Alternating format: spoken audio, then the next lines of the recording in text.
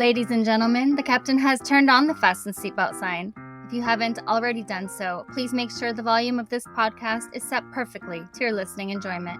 Please take your seat, whether that's on the treadmill, car, sofa, or bed, and buckle in for the last trip. My name is Jamie Beebe, and I'll be your tour guide, recreating someone's last days in paradise. On behalf of myself and everyone behind the scenes, please enjoy the Last Trip podcast. And because nobody likes a long flight to get to where they want to be, let's prepare for takeoff. Our victim today is Tiphaine Veron, a 36-year-old woman from France who was vacationing in Nikko, Japan when she mysteriously vanished. Tiphaine ate breakfast at the Turtle Inn on July 28, 2018. After breakfast, she walked out of the hotel and vanished. Japanese police say there was an accident, but her family is convinced something more sinister happened. Let's dive in and see what you guys think. Nikko is a gorgeous tourist destination just north of Tokyo. It's known for its culture, history, and the Nikko National Park. The easiest way to get to Nikko is by train. It's a 2-hour ride from Tokyo and leaves about once an hour because it's a popular day trip to see the temples and the park. Nikko National Park is less than a half-hour drive from the center of town. It was established in 1934 and covers about 442 square miles of gorgeous landscape, including the Nikko mountain range with Lake Chuzenji high up in the mountains formed by the eruption of Mount Nantai. Kagan Falls is one of Japan's 3 highest waterfalls at 318 feet, and it flows from Lake Chuzenji. Another waterfall near the lake is Ryuzu Falls, which translates to dragon head because it resembles the forked tail of a dragon, and that one is about 164 feet high. There are clear and well-maintained wooden boardwalk trails all through the forests and marshlands, as well as along the shores of the lakes and observation decks for the waterfalls. It's a great place to visit. People go to see cherry blossoms in the spring, lush greenery in the summer, bright fall leaves in autumn, and it transforms into a winter wonderland by the end of the year. A couple months after Tiphaine disappeared, the autumn leaves would have begun and brought literally millions of people to Nikko. It's probably the most famous place to see the fall leaves in Japan. The main hikes have traffic jams of people enjoying the colors, and even obscure hiking trails can become congested. There's food vendors, parking lots throughout the area, and you won't go far without running into other hikers or fishermen. The park was too far to walk from where Tiphaine was last seen, but public transportation is quick and easy. If she made it to the park, her body would have been found by the end of autumn with all the tourists there. The charming town of Nikko was founded in the 8th century as a sacred site associated with Buddhist practices. And the name Nikko comes from the Japanese word meaning sunshine or sunlight, which tells you how beautiful it is there. One of the most iconic shrines in Japan is the Toshogu Shrine in Nikko, built in 1617 after the death of Tokugawa Ieyasu. The architecture is gorgeous. There's a 5-story pagoda, elaborate carvings, sculptures, and it's covered in art. It's breathtaking to see in person. Tokugawa Ieyasu was a Japanese military leader who founded Tokugawa shogunate, which was the government that ruled over Japan from 1603 to 1868. This government pursued a policy called Sakoku, which translates to closed country, meaning foreign influence and trade was restricted to maintain internal stability and control. In 1999, the Toshogu Shrine, along with some other buildings in Nikko, were designated as a UNESCO World Heritage Site. Nikko covers a fairly large area, with the eastern side being the city and the western side is covered in mountainous terrain. Tiphaine was staying at Turtle Inn, which is an easy 15-minute walk along the Daya River into the sacred Shinkyo Bridge, which is the entrance to the Toshogu Shrine. The Shinkyo Bridge is considered to be among Japan's 3 greatest bridges. It was believed to have been originally built in the year 766 by a Buddhist monk and then reconstructed in 1636. And at first, only important officials were granted access to cross the bridge until it was opened to the public in 1973, and now for a small entrance fee, anyone can walk across it. While the shrine might be the most popular landmark near Turtle Inn, there were a lot of other places to visit. One place Tiphaine planned to go, and I know I'd visit, is the Kanmanga Fuchi Abyss right along the Daya River, about a 10-minute walk from Turtle Inn. Along the riverbank is a row of stone statues called jiso. The statues are said to represent the souls of deceased children, which could sound a little creepy for some people. There are a few mysteries surrounding these statues, one being that no one knows how many there actually are because every time you count them, you come up with a different number. The trail along the abyss takes about 2.5 hours, and although I read it was a peaceful walk, I also read one review that said to watch for Asian black bears and blood-sucking land leeches. So I guess enter at your own risk. A 20-minute car or train ride from Turtle Inn is the abandoned Western Village. It's a theme park opened in 1973 that was inspired by classic American and Italian Western movies, specifically Westworld starring Yul Brynner. It closed in 2007 because of competition from other theme parks like Disneyland, but it's still there and it's a mecca for explorers who like to see creepy, weird things. I would definitely stop by. There's a main street straight out of a Western, a replica of Mount Rushmore, a general store, barbershop, church, sheriff's station with a prison, and a saloon full of scary-looking characters. And if that's not weird enough, there's big robot teddy bears and people who look like John Wayne and Clint Eastwood staring at you from every corner. And a tip, if you're headed that way, the front of the park has been boarded up, but there are several other entrances in the back, so people can wander through whenever they want. A more mainstream landmark to visit is Cedar Avenue, located by the Toshogu Shrine. It's listed in the Guinness Book of World Records as the longest tree-lined avenue in the world. After the death of Tokugawa Ieyasu, a samurai lord began planting cryptomeria trees to honor him and continued planting them for over 20 years until his death.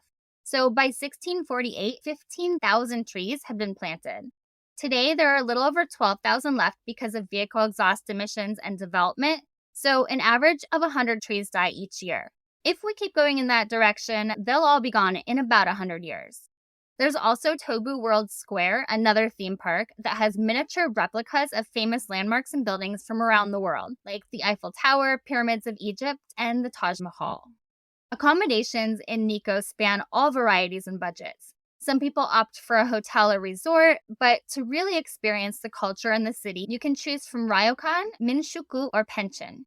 A ryokan is a traditional Japanese-style inn with Japanese-style rooms. It typically includes dinner and breakfast and gives the most traditional Japanese lifestyle experience.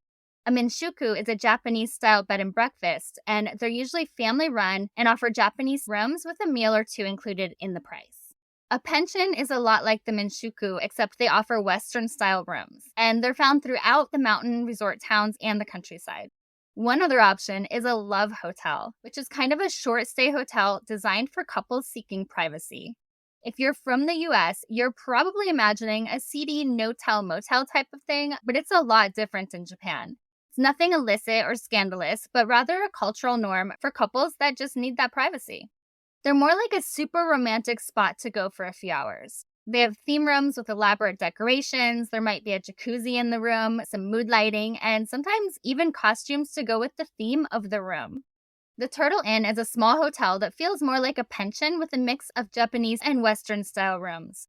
It's very plain on the outside, with just a small sign over the door and a window full of turtle figurines. Inside, it's warm and cozy with comfortable accommodations and shared bathrooms. The front desk staff speaks English, and they provide maps, recommendations for your stay. Tiffaine's room was on the first floor, and she was the only tourist staying on that floor. But there are also 2 hot spring baths on that floor that can comfortably fit 2 to 3 people at a time if you want a long soak after a day of sightseeing. There's also a small lounge with a vending machine and couches. You can get breakfast added into your room fee, which includes toast with jam, juice, coffee, and tea. The rates average around $100 a night, depending on the time of year. In reading the reviews, most were 5 stars, saying that the hotel is very well maintained and welcoming with a friendly staff. A few mentioned that the streets around the hotel can become quite dark and scary at night due to the lack of lighting and the fact the hotel is actually quite far from shops and restaurants. Other reviews said the walls of the rooms were extremely thin, so you could hear everything going on. And there were a couple 1-star reviews that said not to stay there until the hotel speaks up about what happened to Tiphaine. There are a lot of people out there that think the hotel or someone at the hotel had something to do with her disappearance.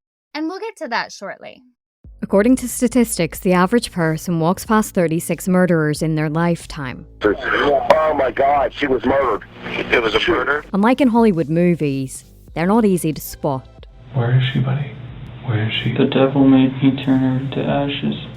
They seamlessly blend into our everyday lives, assuming roles as friendly neighbours, helpful colleagues, or even the person lying beside you each night. I wanted to be out of jail. I couldn't wait till I got out. I was in there with someone who was clearly psychopathic. Using investigative research and primary audio, Morbidology is an award-winning true crime podcast that shines a light on the darkest corners of humanity. Through our investigation, we have attained evidence, which we are not releasing at this time, which leads us to believe Jolene is not alive. Tune into Morbidology each week across all podcast platforms. Tiphaine was born on July 22, 1982, and grew up in Poitiers, France. Poitiers is a great town in west-central France that has narrow medieval streets, charming squares, and timber-framed houses. It's also home to the University of Poitiers, which is one of the oldest universities in Europe. Tiphaine was a cheerful type of person who people sometimes saw as a bit eccentric. She was extremely intelligent, speaking several languages, including Russian and Japanese. She studied art history, loved all types of literature, art, cinema, and music. And she had an artistic side. She'd been doing drawings since she was a little girl. The other side of Tiphaine was more introverted. She could be sensitive and shy, but her kindness always showed through. Her caring and compassion were evident because she worked as a special needs teaching assistant. She was loved by her family, her coworkers, and her students. Tiphaine was extremely close to her family, regularly seeing them and checking in with them. She had two brothers, Damien and Stanislas, and a sister, Sybil. At the age of 20, Tiphaine was diagnosed with epilepsy. At first, the disease didn't respond to any treatment, and she was suffering serious health issues because of it. She would have regular epileptic seizures that caused her to faint. But by 2016, they were able to get it under control, and she was receiving treatment that stabilized it perfectly and allowed her to have a happy, normal life. In fact, her colleagues at the school where she worked didn't even know she suffered from epilepsy until it was mentioned in the media after her disappearance. Her passions were traveling and experiencing new cultures. She was especially intrigued by the Japanese culture and way of life, having traveled to Japan once before. Whenever she traveled, she was very organized with a planned itinerary that included all the sites she wanted to see, and she had quite a list of temples and landmarks throughout Japan that she was excited to experience. She also kept in constant contact with her family, sending regular and frequent messages and photos through her family group chats on WhatsApp. She loved including them on her travels by sharing her experiences as they happened. Tiphaine spent months meticulously planning her 3-week vacation to take place from July 27th to August 15th when she was scheduled to return back to France. Her plans included Tokyo, Nikko, Tohoku, and Kyoto. Which brings us to the question, what happened to Tiphaine Veron? Tiphaine flew into Narita International Airport on July 27, 2018, and spent her first night in Tokyo. On July 28th, she took the 2-hour train to Nikko, arriving in the early afternoon. CCTV footage caught her getting off the train and walking to the Turtle Inn from there. It was summer, which is not great for walking because of the heat, but it was raining that day, so she decided to take the quick 10-minute trek to her hotel. As she walked to the Turtle Inn, she made frequent stops to take photos, even though she was carrying her suitcase, which was a pinkish-red roller bag. She sent several of these photos and messages to her family and friends on WhatsApp, even mentioning that she was bummed she'd have to wait to visit the temples because of the rain.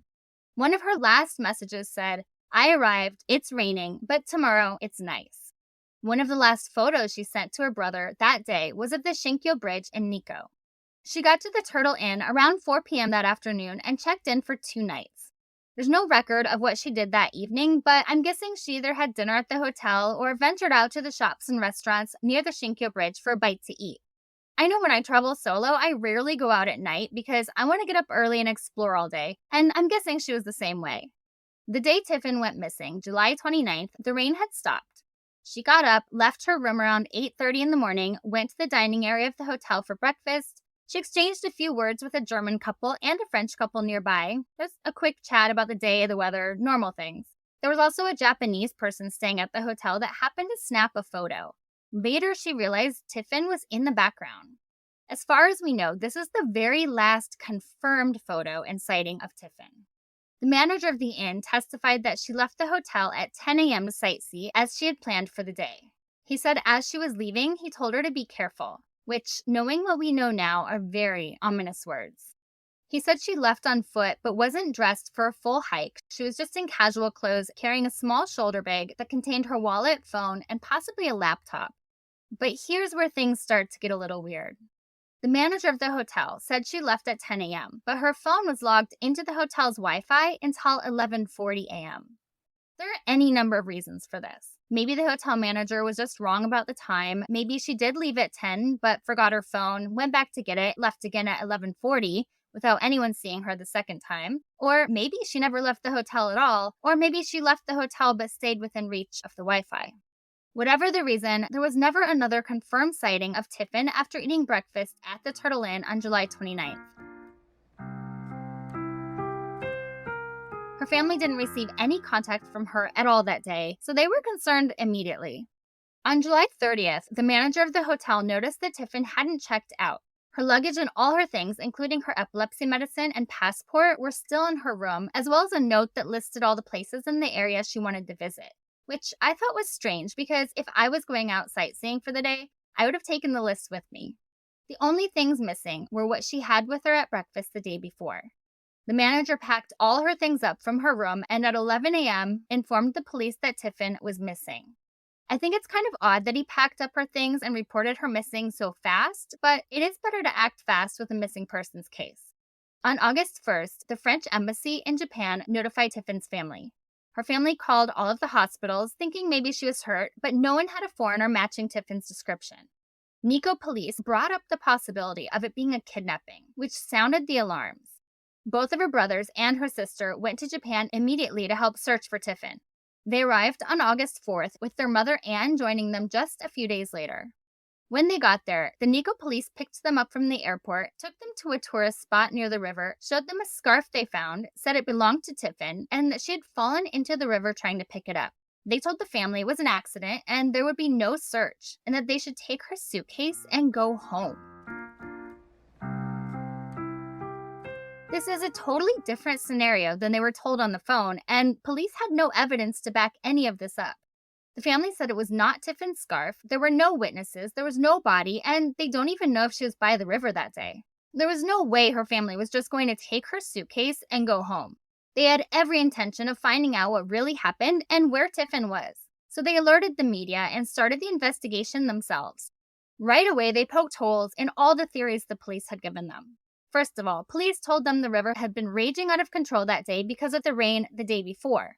But when they researched it, the river wasn't at all near dangerous level. So if she had fallen in and drowned, her body would have been found. Also, they said she fell in close to the Shinkyo Bridge. But if that's the case, there would have been a witness because the bridge had tourists on it all day.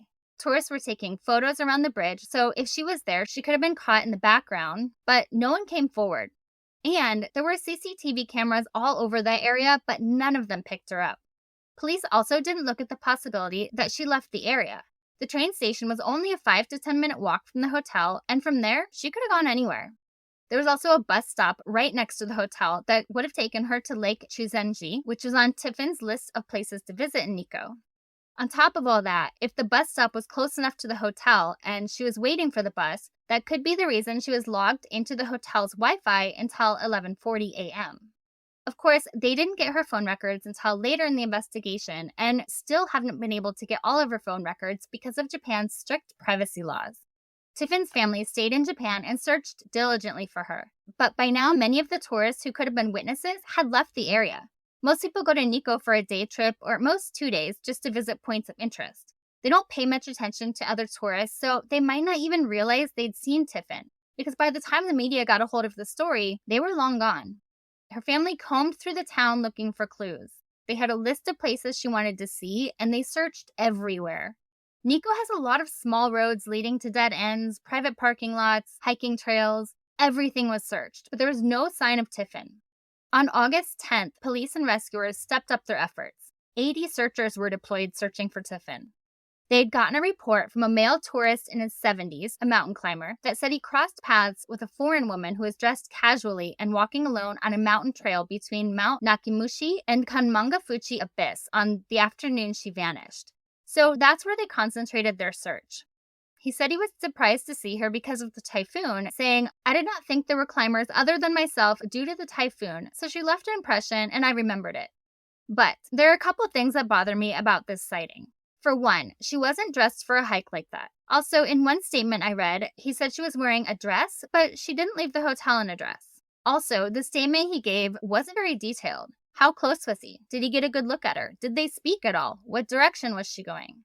One of the complaints Tiffaine's family had about the Japanese police was that they didn't get many details and didn't really question any witnesses or people at the hotel. And that seems to be the case with this witness too. The Kanmangafuchi Abyss was on Tiffaine's list of places to visit, so it's entirely possible she was there. It's about a 2-hour trek between those two places, and half of it is along the Daya River. The part along the river runs through the town, and then when it turns off to go to Mount Nakemushi, the terrain is rugged and dense, but there are well-marked and maintained trails.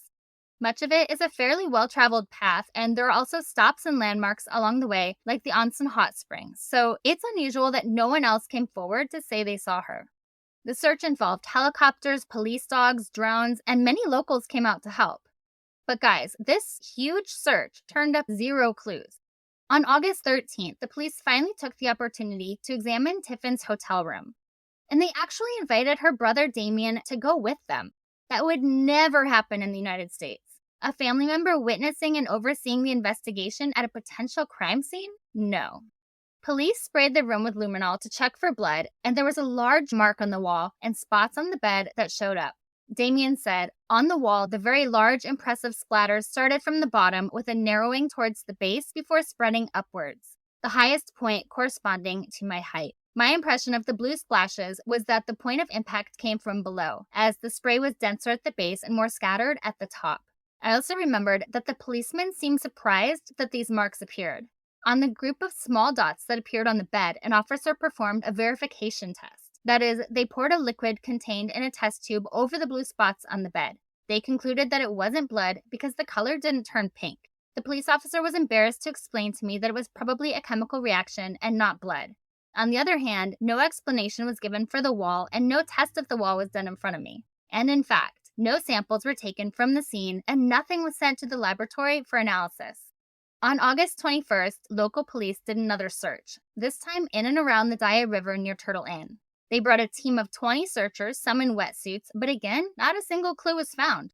Then, on August 30th at 10:30 a.m., a worker cutting grass along the railway in Nikko tipped off police after finding a human skull on the tracks in the Kamimori area. But they soon found out the skull had been there for a while and had already turned skeletal, so it wasn't Tiphaine. What's interesting, though, is that this is just one of several body parts that were found in and around Nikko while they searched for Tiphaine. And no one seemed to think it was that big of a deal.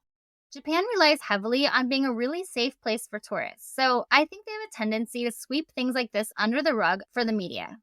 By September, the family was starting to question what the local police were actually doing to find Tiphaine. Police were pushing the narrative that there was an accident, but not giving any reasons as to why they hadn't found her body yet. Her family was convinced she was the victim of foul play, so they basically had to carry the investigation along on their own. They wanted France to get involved and help in the search because Japan wasn't doing enough.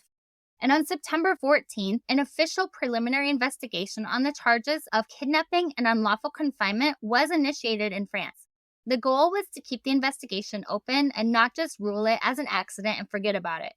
On October 26th, almost 3 months after Tiphaine went missing, police conducted another large-scale search with over 60 people, drones, and dogs. They combed a 5-kilometer stretch along the river, searched forests nearby, neighborhoods, and searched around the hotel.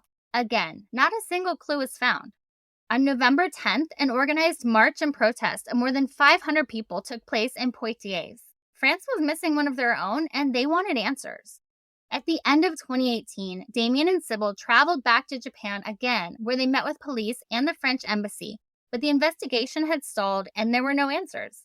They went back in March of 2019 and methodically hung and handed out missing person flyers throughout Nikko, the train stations, bus stops, and nearby towns. By May of 2019, France stepped in and asked for the case files along with her cell phone data, something they'd been trying to get their hands on for months.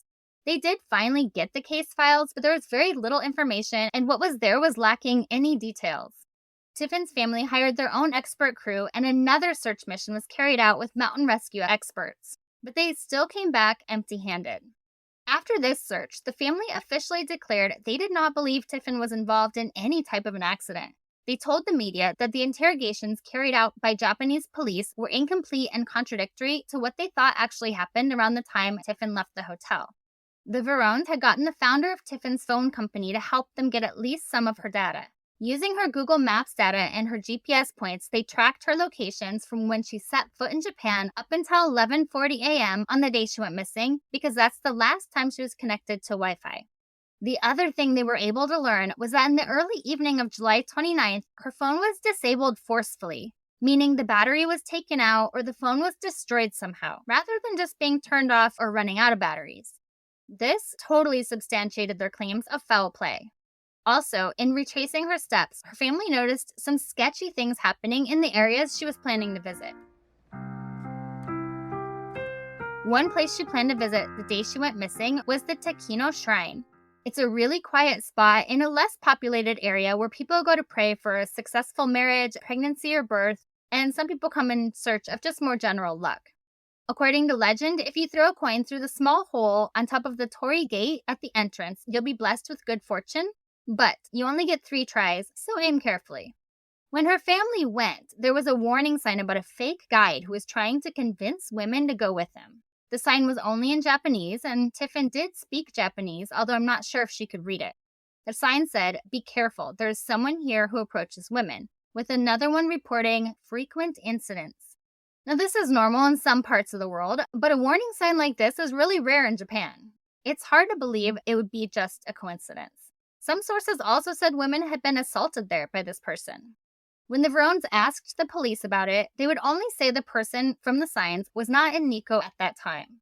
Her family had serious questions about this person because they think Tiphaine would have gone with someone pretending to be a tour guide. Japan is known as one of the safest countries in the world, and they knew her guard was down. Also, after Tiffaine's disappearance, a man tried to abduct 2 women near the hotel who managed to escape. The family was starting to realize Japan was not as safe as they thought. On the 1-year anniversary of Tiffaine's disappearance, her family again went back and conducted another search. They went back to all the tourist spots, the river, around the hotel, with 5 volunteers and 7 dogs from Japan Rescue Dog Company that were trained to find bodies. But they turned up nothing again.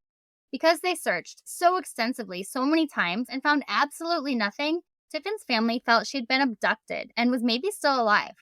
In July of 2020, 2 years after her disappearance, the French Justice Minister took over the case, and the investigation currently remains open and active in France for kidnapping and forced confinement in the support of the family. Tiffaine's family has never slowed down their search. In late 2020, they hired a famous private investigator who was behind the arrest of the French serial killer Francis Holm to search for clues, but unfortunately, he hasn't found any answers yet. In 2022, the Veron family published a book titled Tiphaine, Where Are You?, to express their difficulties in dealing with Japan's judicial system. Written during the worldwide COVID lockdowns, it was the most they could do to find her while they were stuck in France. On July 29, 2023, the 5th anniversary of Tiffaine's disappearance, her brother Damien held a press conference to continue keeping her on people's minds. He thanked the Japanese people that opened up their homes to him and were helpful in the search. He said, "We won't give up. We need answers." To this day, they are still searching and trying to get her cell phone data from Japan and any other information they can about the case. In April, the UN Committee on Enforced Disappearances urged Japan to enhance cooperation with French authorities, basically asking Japan to let France help in the investigation. The problem is that Japan police think her disappearance is the result of her accidentally falling in the river and drowning, so they don't have a criminal case open. But her family and French authorities believe she was kidnapped. What happened to Tiphaine Veron? With no clues to go on, there are a lot of theories in this case, but only 2 main options: accident or criminal. Japanese police think there was an accident, either somewhere in the forest or in the river. It did rain the day before she went missing, and hiking trails were slippery. She could have fallen and injured herself with no way to get help. She could have had a seizure and never made it out of the forest. The problem with this theory is that they searched the forest repeatedly with dogs and mountain rescue teams. If she was in there, they would have found some kind of sign. Also, the paths were easy to follow and well maintained. She's not the type of person to go wandering off the path, especially because she wasn't dressed for a strenuous hike. The other option the Japanese police explored was drowning in the river. They said the river was swollen from the rains and the typhoon, so her body might never be found. The problem with that, according to data collected, the rains didn't actually increase the water level at all, and the river wasn't moving fast the day she went missing. Also, the entire length of the river is popular with fishermen and tourists. There are a lot of people constantly surrounding the river. She went missing in broad daylight in a popular place, so it would be a miracle no one saw her fall in. And her body would have turned up by now if she was in the river. Not only that, they had divers and people in wetsuits searching the river multiple times, and again, not a single clue was found. Tiphaine's family is sure she met with foul play, and while I agree, it infinitely opens up the possibilities of what happened. First, we have the warning signs at the Tikino Shrine. It was on Tiphaine's list of places to go, and it was a fairly deserted area. It's not one of the main shrines or temples that most tourists go to. By all accounts, her guard was probably down, and her family thinks if a Japanese man approached her pretending to be a guide, she'd likely go with him. Japanese police didn't look into it and only told the family the person was gone. They didn't offer up any evidence of that, and by all accounts, didn't even question this person. People who commit crimes like this don't stop until they're caught and put away. It's entirely possible the perpetrator saw Tiphaine, escalated, and killed her, then hid her body somewhere she'd never be found. Or even kidnapped her and is still holding her. There was also a rumor of an unstable man attacking tourists near the Kenmanga-Fuchi Abyss. While it's only a rumor, rumors often start from somewhere. The abyss was on her list of places to visit that day as well, and there was the unconfirmed sighting of her near there from the mountain climber. Beyond that, there are bad people everywhere that will randomly take a crime of opportunity. She could have been hiking along an isolated path and come across someone who wanted to kidnap or kill her. I'm not sure many have considered this to be the work of a serial killer, but several other bodies and body parts have been found in Nikko since Tiphaine vanished. A decomposed head, a body in the river, a dismembered woman, and body parts in a suitcase.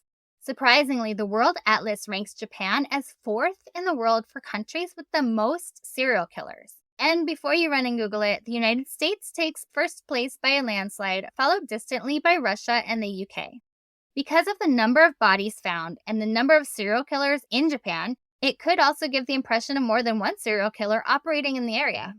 Tiphaine becoming a victim of a serial killer can't be excluded, but I think it's unlikely because serial killers cycle and repeat themselves. So I think we would have seen similar disappearances in the years since. Tiphaine's family has zeroed in on the Turtle Inn, and for good reason. It was the last place she was seen. Her phone was still logged into the hotel Wi-Fi after the manager said she left, and luminol tests showed traces of what was likely blood on the wall and bed. Maybe she never left the hotel that day. Maybe she saw the manager, she realized she forgot something in her room, possibly her list of places to visit, so she went back and someone followed her, killing her.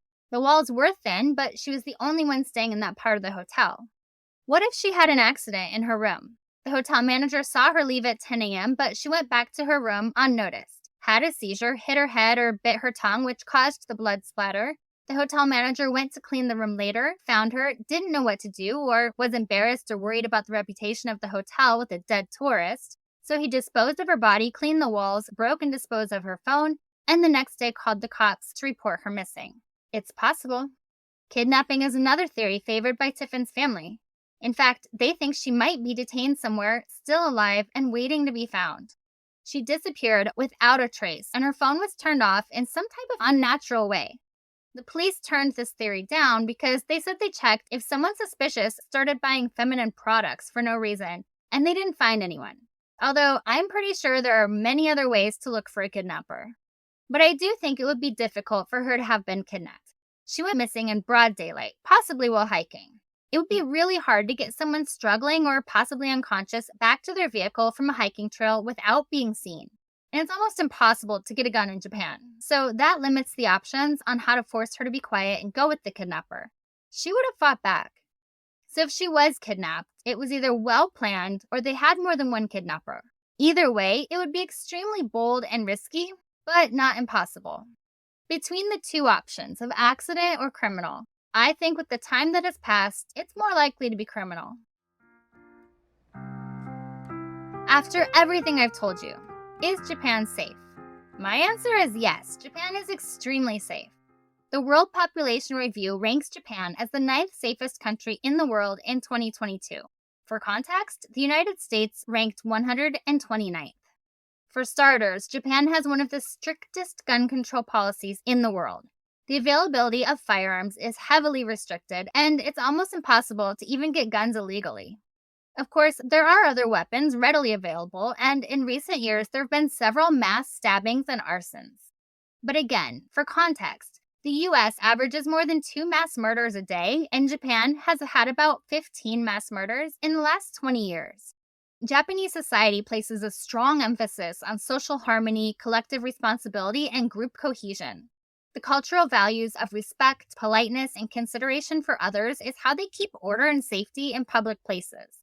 Community policing is an integral part of law enforcement in Japan. Police officers work closely with local communities, and that collaborative encourages community members to report suspicious activity. Also, the shame associated with criminal behavior in Japanese culture is a major deterrent. They don't want to bring dishonor to themselves or their family. Japan also has low levels of poverty and unemployment, so people are generally more secure and content. Their education system emphasizes moral values, discipline, and responsibility, with a focus on character development that has really low tolerance for criminal behavior. And finally, compared to most countries, Japan has lower rates of drug abuse and addiction. Guns, drugs, and poverty are huge factors in violent crime, and all of those are very rare in Japan. I spent some time in Tokyo by myself. I went out all hours of the day and night, rode public transportation, walked down deserted alleyways, and went to lots of bars. It never crossed my mind that I wasn't safe. But even though Japan feels safe and has a great reputation, you can't let your guard down. Accidents and crime can and will happen everywhere. Nikko is considered a very safe city. Pickpocketing and thefts are rare. The locals are helpful and respectful. Public transportation is clean and safe. There are very few homeless people, and street harassment is almost non-existent. There are some basic Japanese customs and traditions that you should know before you go. Bowing is a common form of greeting and showing respect. The depth of the bow depends on the formality of the situation and the relationship of the people. It's customary to remove your shoes before entering homes, inns, and religious sites. Gift giving is an important cultural practice, so bring gifts if you go to someone's house, and when you present it, do so with both hands. Public spaces, including public transportation, waiting areas, are generally quiet. Speaking loud or playing music without your headphones is considered very impolite. And stay silent in elevators. People normally refrain from speaking in an elevator. Using your phone in public spaces or public transportation should be done discreetly and in silent mode. Japanese people are accustomed to forming orderly lines, whether waiting for public transportation or lines for attractions, so there's no cutting or pushing in line. Tipping is not common because exceptional service should be included in the overall cost. Also, go ahead and slurp your noodles because it signifies enjoyment. If you're visiting an onsen, which is a hot spring or hot bath where people relax and soak, remember that it's a very traditional Japanese experience. Before you enter, you must thoroughly clean and rinse yourself.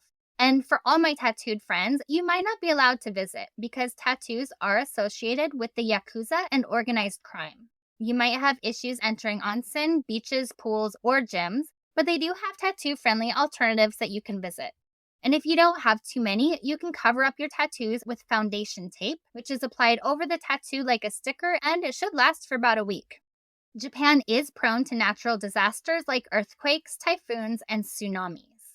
If there's an earthquake, drop to the ground, take cover under a sturdy piece of furniture or against an interior wall, and hold on until the earth stops shaking. Also, stay indoors. Don't run outside because of the risk of falling objects. If you're already outside, move to an open area away from buildings, streetlights, utility wires, or really anything else that could fall on you. And once the shaking stops, watch for aftershocks. Typhoons can bring strong winds, rains, and potential flooding, so stay inside and watch for weather updates.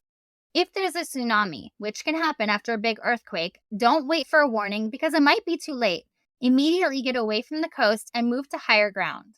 If you're hiking or in a forest, stay on designated paths and be aware of your surroundings.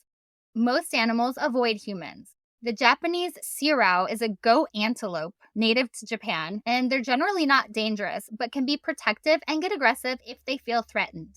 There are occasional reports of Asian black bear sightings in the mountains around Nikko.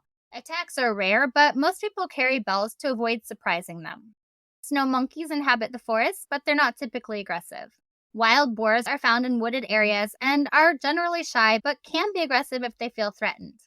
And there are a few mythical creatures you'll want to avoid, although, according to legend, most aren't actually dangerous.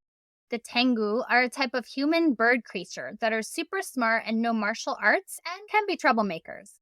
The kawa no kami are river spirits that live in bodies of water. They aren't dangerous, but they'll get mad if their environment is disturbed or they feel disrespected. The roku rokubi are supernatural beings with really long necks. They look like humans during the day, and then at night their necks extend, and in some stories they drink human blood.